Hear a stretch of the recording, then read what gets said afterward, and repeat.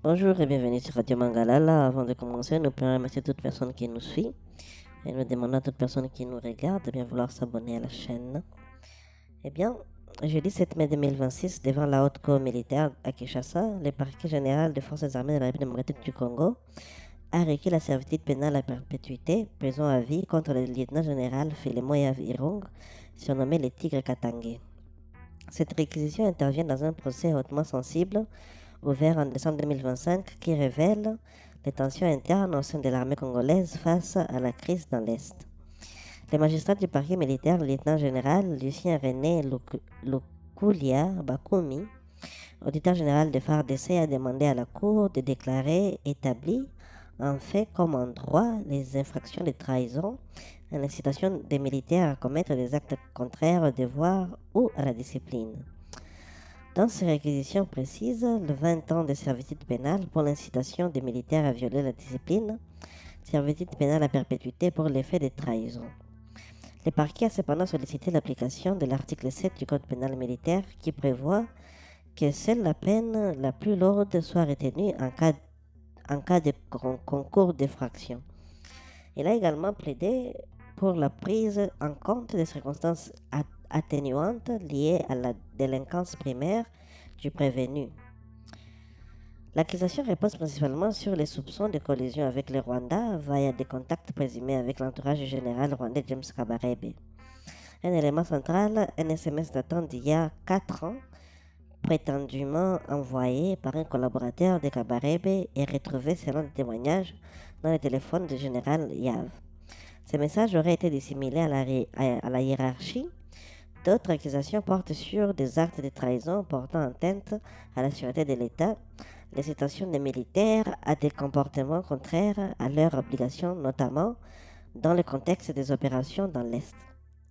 Les parquets s'appuient sur les témoignages de plusieurs officiers généraux auditionnés comme renseignants qui ont incriminé les prévenus. Cependant, l'accusation a rencontré des difficultés probatoires.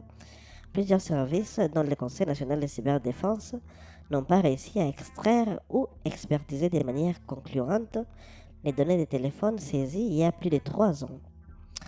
La haute cour militaire a finalement clos le débat sans rapport technique.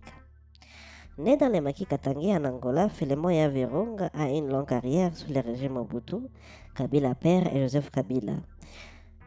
Il a commandé la deuxième région militaire dans le Haut-Katanga avant de diriger la troisième zone de défense, zone stratégique couvrant une grande partie de l'est du pays.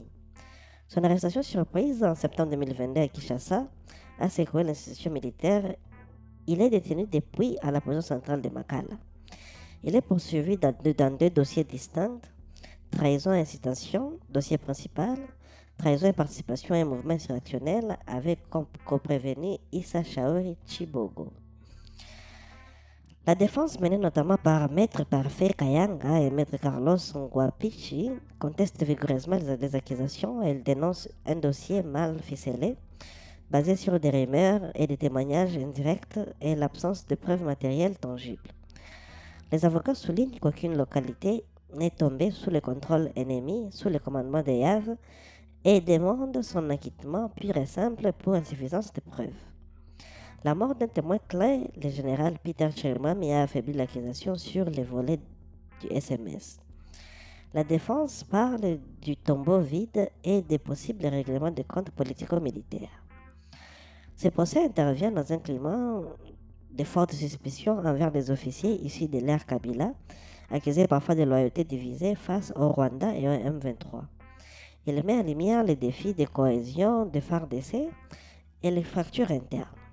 Pour les observateurs, il dépasse les cas individuels et questionne la purge et la réorganisation de l'armée sous Félix Tshisekedi. Après les réquisitions du parquet et les plaidoiries de la défense, la haute cour militaire a renvoyé l'affaire au 12 mai 2026 pour la suite du débat. Le verdict est attendu dans les prochains jours ou semaines. Une condamnation lourde reste probable, mais si les circonstances atténuantes pourraient jouer un rôle. Ce dossier, suivi avec attention en RDC, et à l'étranger symbolise les efforts de la justice militaire pour affirmer, discipline et loyauté dans un contexte sécuritaire critique. Eh bien, mesdames et messieurs, ce sera tout pour cet épisode réservé à Philémoyen Virung et à ses troubles judiciaires. Pour la suite, restez connectés sur la radio Mangalala et à très bientôt.